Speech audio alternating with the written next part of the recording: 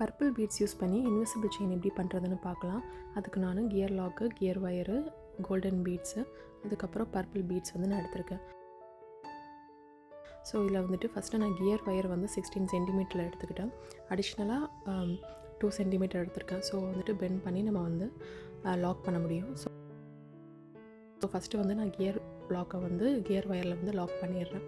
பண்ணி முடிச்சதுக்கப்புறம் நான் வந்து கியர் லாக் ஒன்று, அப்புறம் கோல்டன் பீடு, ஒரு பர்பிள் பீடு, அதுக்கப்புறம் ஒரு கோல்டன் பீடு, கியர் லாக், இது மாதிரி வந்துட்டு நான் 5 டைம்ஸ் வந்து ஆட் பண்ணுறேன்.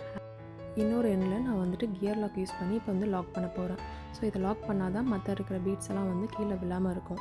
ஸோ இதை வந்து நான் என்ன சைஸ் வேணுமோ அதுக்கேற்ற மாதிரி அட்ஜஸ்ட் பண்ணிவிட்டு நான் இப்போ வந்து இதை லாக் பண்ணிட்டேன். ஸோ இதுக்கு வந்து நம்ம வந்து எக்ஸ்டெண்டர் யூஸ் பண்ணலாம், இல்லாட்டி எஸ் லாக் வந்து யூஸ் பண்ணலாம்.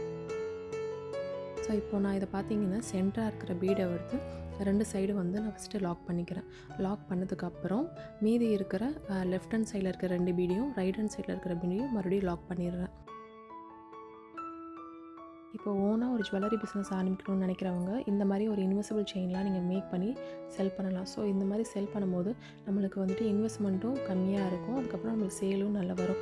ஏன்னா இப்போ லேட்டஸ்ட்டாக இருக்கிற ட்ரெண்டு இந்த செயின் தான். ஸோ எல்லாருக்குமே இதை பிடிச்சி வாங்குவாங்க. அது மட்டும் இல்லாமல் நம்ம அமேசானில் சேல் பண்ணும்போது பார்த்திங்கன்னா நம்மளுக்கு வந்து அதிகப்படியான சேலு அண்ட் ப்ராஃபிட்டும் கிடைக்கிறதுக்கு வாய்ப்பு இருக்குது. எப்படி இதுக்கு வந்துட்டு ப்ரைஸ் ஃபிக்ஸ் பண்ணணும் எல்லாமே நான் வந்து ஃப்யூச்சர் வீடியோவில் போடுறேன்.